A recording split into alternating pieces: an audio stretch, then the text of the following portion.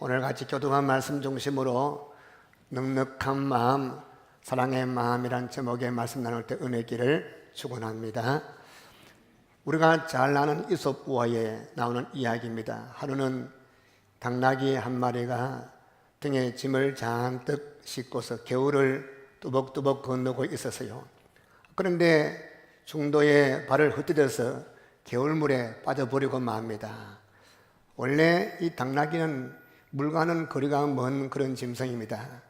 게다가 물에 빠져 등에 있는 짐이 물이 흠뻑 젖어지니까 얼마나 무거운지, 그래서 어쩔 줄 몰라 허둥허둥대고 말았습니다. 그때 그 모습을 바라보고 있던 깨구리 한 마리가 당나귀를 바라본다 빈정대입니다. 저런 덩치 큰 녀석, 덩치값도 못하다니 우리는 매일 물속에 살아도 아무렇지도 않은데 물에 한 번 빠졌다가 호들갑 떨다니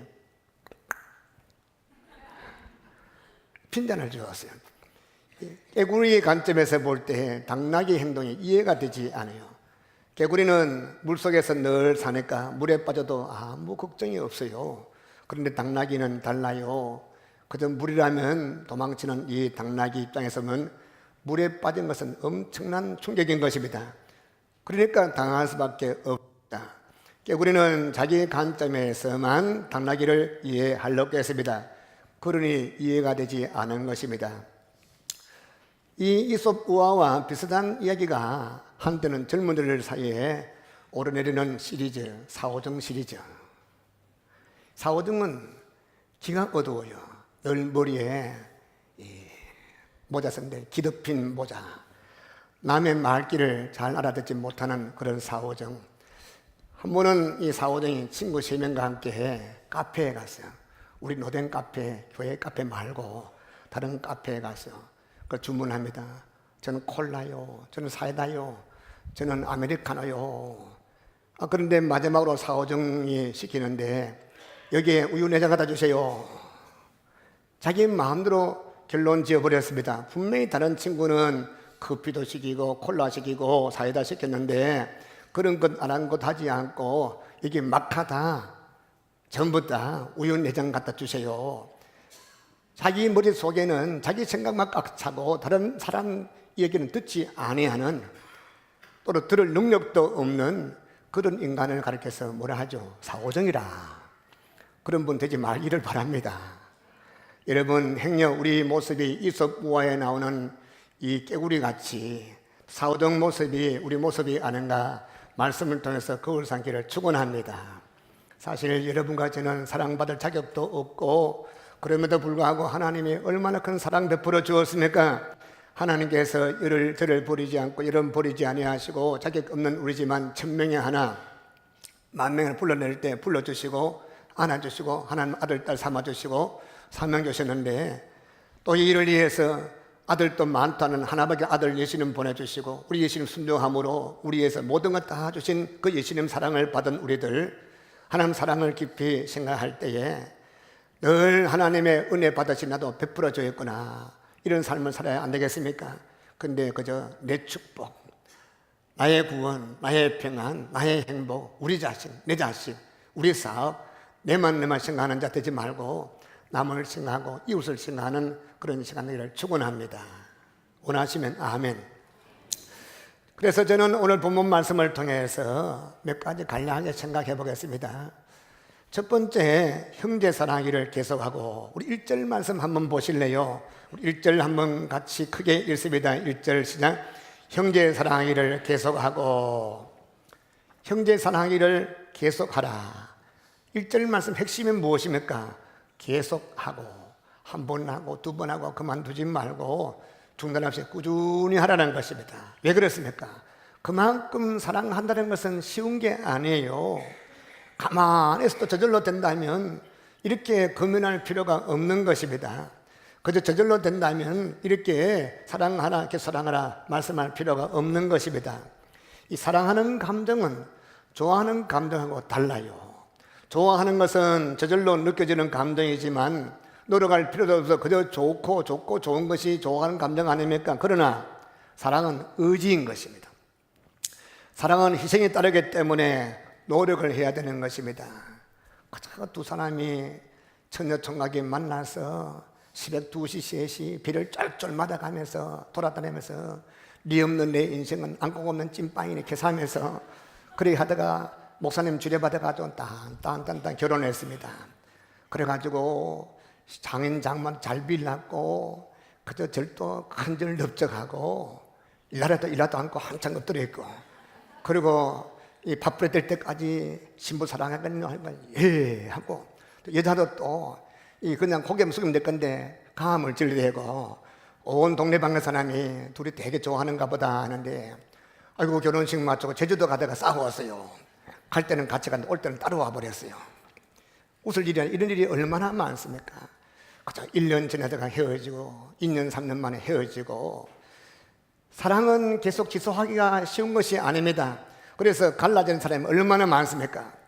분명히 나를 낳아주시고 길러주신 부모님에도 불구하고 부모님을 진심으로 섬기고 사랑하는 건 알고 있지만 쉬운 거 아니에요.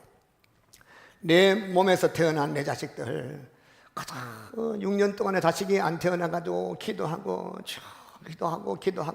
기도해가지고 자식 태어나니까 얼마나 좋은지 눈에 넣어도 아프지 않을 것 같고 어디 아이가 감기 들어서 콜록콜록 하는 거 보고 출장 가는데 아유 하나님 돌아올 때까지 죽지 않게 살게 해주십시오 기도하고 그리고 그 아이 그런 재미로 살았는데 아이들이 놀고 뛰고 하면 눈에 넣어도 아프지 않았는데 이게 말이요 7살, 8살 때가 애미니까 왜 지른기 내배서 티나는 거 싶어가지고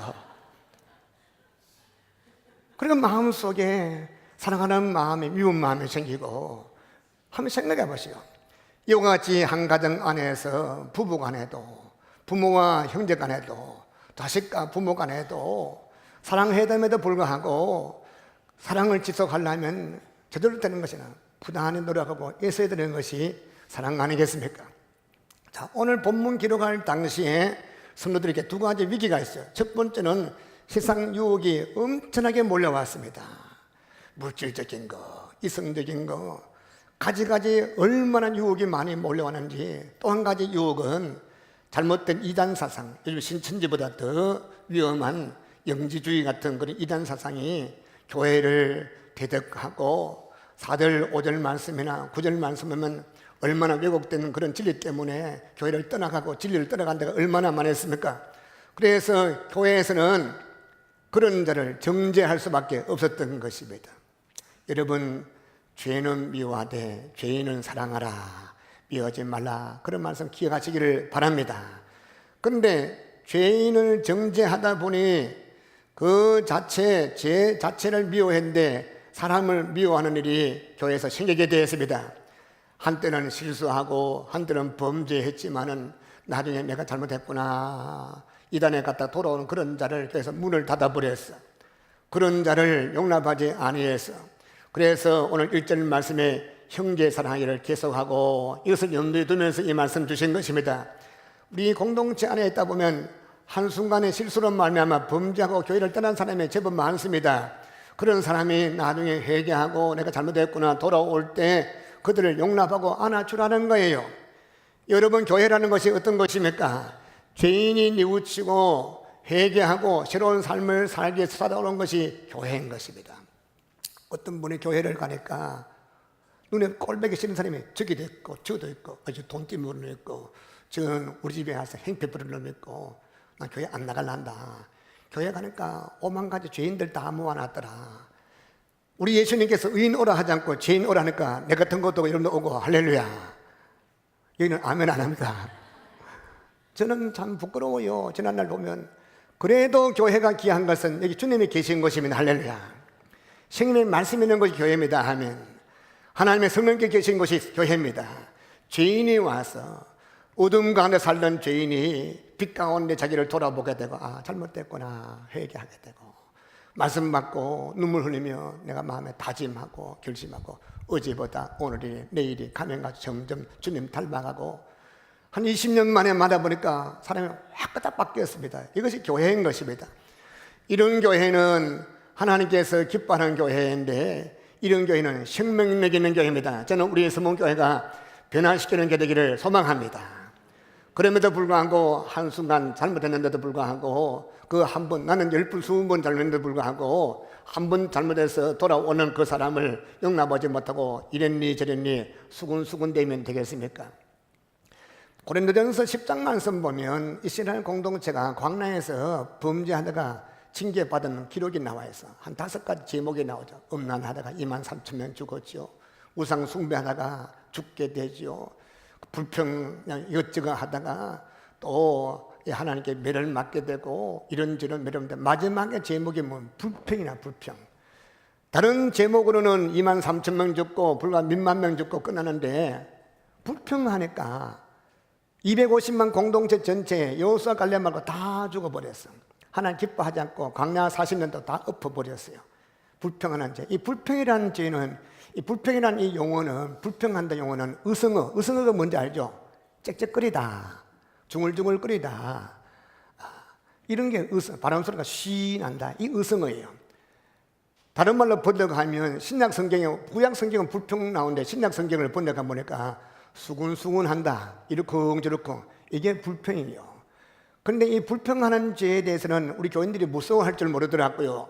성경 말씀 보니 다른 죄로 범죄함으로 징계받아서 2만 명, 3만 명만 죽었지만 불평하는 죄는 모든 백성이 다 죽고 여호수아 갈렙만 가나안 땅 가게 된 무서운 죄가 불평인 것입니다. 성도 여러분, 수군수군하지 말고 원망하지 말고 불평하지 말고 하나님께 감사하고 찬양하기를 축원합니다. 그렇습니다. 어떤 사람 잘못했다 해가지고 이러쿵저러쿵 불평 원망하지 말고 수군대지 말고 열린 마음, 넓은 마음, 예수님 마음, 하나님 마음으로 그들을 용납하고 사랑으로 감사하기를 축원합니다. 사실 여러분이나 저나 다 벗겨놓고 나면 나는 의인입니다 할 사람은 아무도 없습니다. 우리가 만일 그 사람 처지에 있었다면 더 큰 죄를 지을 수 있고 더 탈할 가능성이 많은 것이 우리 아닙니까? 얼마든지 우리도 범죄하고 얼마든지 더 큰 죄를 지을 소지가 많이 있는 것이 우리이기 때문에 늘 내 입장에서 나도 마찬가지다, 나도 범죄할 수 있다, 그렇게 늘 돌아보기를 바랍니다. 우리가 그들보다 더 거룩하다는 그런 보장이 없습니다. 가능성이 많습니다. 범죄할 가능성이 많은 것입니다. 그러므로 함부로 다른 사람 비판하지 말고 정죄하지 말고 넉넉한 마음으로 감사주고 나도 죄 지을 수 있어, 나도 실패할 수 있어, 나도 넘어질 수 있어 생각하면서 안아주고 용납하고 덮어주고 축복하기를 축원합니다. 자, 어떤 사람이 낚시를 좋아하는데 밥만 먹으면 낚시하러 가요. 그래서 오토바이 부르르 타고 낚싯대 갖고 가는데 주머니에다가 자를 하나 갖고 갑니다. 그럼 참 낚시를 참 잘해요. 던지면 딱 낚고, 딱 낚으면 자를 꺼내서 딱 재보고 다시 놓아주고 집어넣고. 어떤 걸 집어넣겠습니까? 큰 거 집어넣고 적은 거는 버리는 것이, 그것이 정상인이 하는 일인데, 옆에 사람은 하루 종일 고기 못 잡았는데 수십 마리 잡았는데 큰 거 이만큼 잡았는데 큰 거는 다 놓아주고 요만한 것만 집어넣어요. 요만한 거 적은 거 집어넣어요. 왜 그런가 하면 잣대 갖고 잣대보다 큰 것은 놓아주고 적은 것만 집어넣고, 옆에 사람이 배도 아프고 그래서 어떻게 잘 잡는가 싶기도 하고 또 궁금하고 왜 큰 거를 놓아 적은 걸 놓아 잡는가 생각을 물어보니까 하는 말이, 여보시오, 당신은 큰 고기를 놓아주고 작은 것만 집어넣습니까? 그러니까 이 낚시꾼이 하는 말에, 예, 우리 집에 프라이팬이 요만해요. 그 작은 이 물고기 잡으면 프라이팬에 넣으면 그다나만 힘들다는 거예요. 그래서 프라이팬보다 큰 것은 놓아주고 적은 것은 잡아드리고. 뭐 그럽니까? 이마트 가면 하나를 맡으면 이만한 거 있고, 아니면 소뚜껑 까디비 넣고 하면 되는데 그렇지 않습니까? 우리 마음이 그래요. 우리 서문교 성도님들, 우리 마음의 프라이팬을 넓히기를 축원합니다. 우리 교회 프라이팬을 좀 크게 하기를 축원합니다. 여러분, 나까지도 사랑하신 하나님 사랑을 깊이 묵상하면서 넉넉한 마음으로 형제 사랑하기를 계속하기를 축원합니다. 그 다음에 2절 말씀문에 손님 대접하기를 잊지 말라. 우리 2절 한번 같이 읽어볼까요? 시작. 손님 대접하기를 잊지 말라. 이로써 부지 중에 천사들을 대접하는 일이 있었느니라. 우리의 사랑은 되게 우리가 잘 아는 식구들 사랑하고 아들, 딸 사랑하고 엄마, 아빠 사랑하고 교회 안에 내 아는 교인들 사랑하고 낯선 사람 보면 경계하고 지나가는 나그네 보면 본체 많자고 아니에요.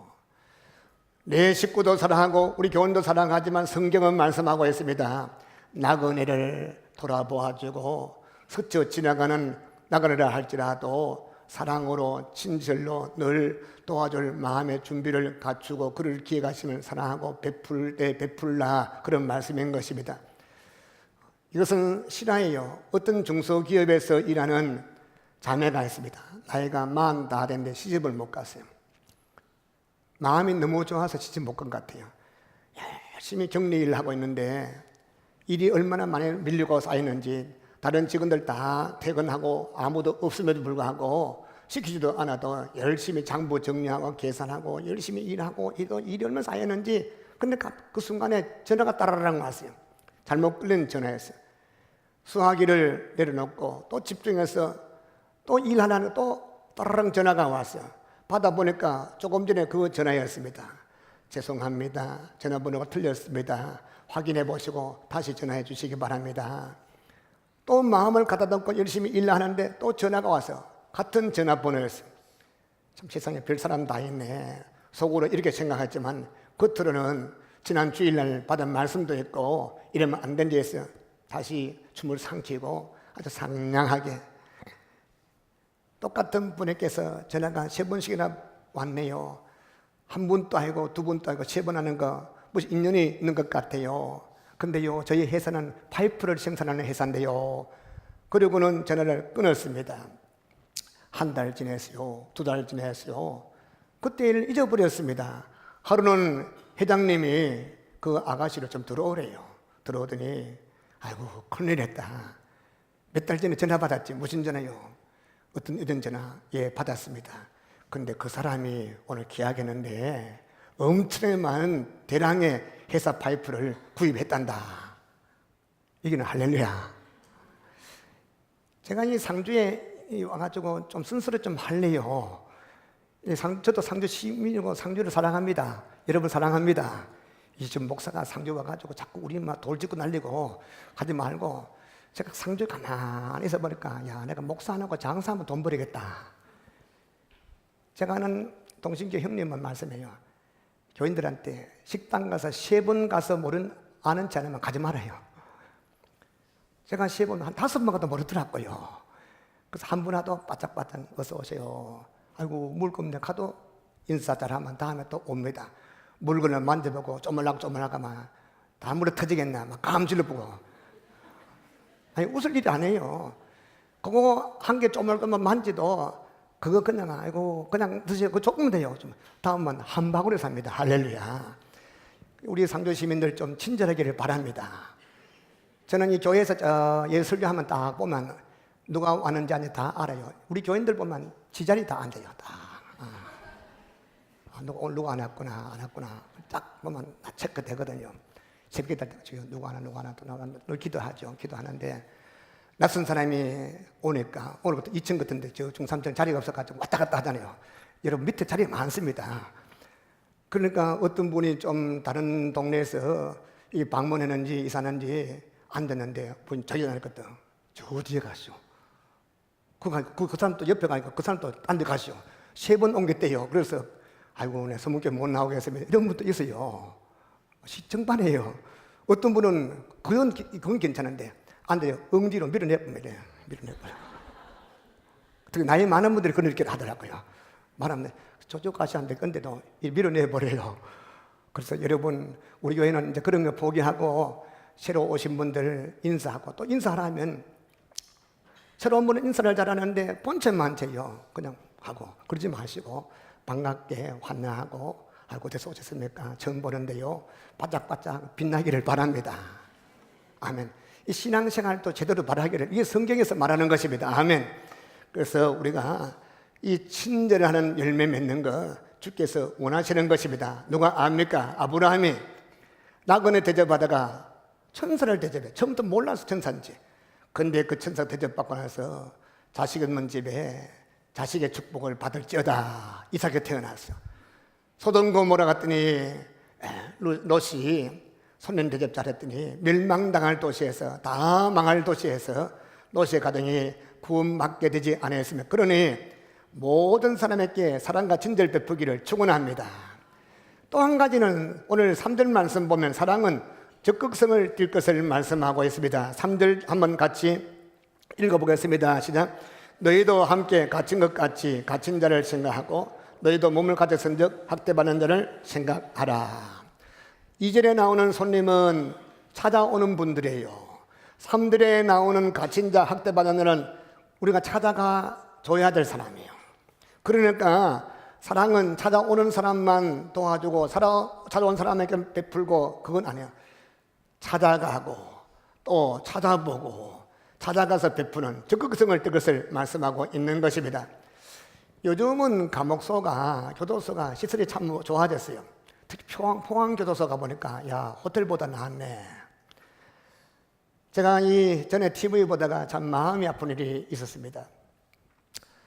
어떤 서울 동네에 매일 저녁마다 불이 나요. 여기 불나고 저 불나고 불나서 드디어 범인을 잡았는데 중학교 1학년 소년이었어요.